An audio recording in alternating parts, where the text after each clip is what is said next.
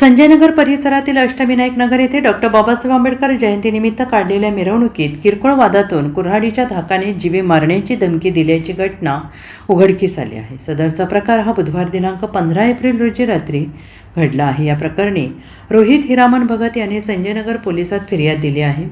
पोलिसांनी त्याच्या फिर्यादीवरून संशयित गणेश मनोहर पुजारी वय वर्ष 24 राहणार अष्टविनायक नगर याच्यावर गुन्हा दाखल केला आहे। याबाबत पोलिसांनी दिलेली माहिती अशी की बुधवारी रात्री अष्टविनायक नगर गल्ली क्रमांक 3 येथून चाणक्य चौक्याकडे मिरवणूक जात होती। विश्वशांती बुद्ध विहारासमोर गणेश पुजारी आणि रोहित हिरामन भगत यांच्यात वाद झाला। वादानंतर गणेश पुजारी हातात कुऱ्हाड घेऊन आला।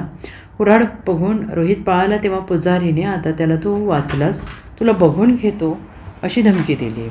Bureau report SPN Marathi, Sanjaynagar.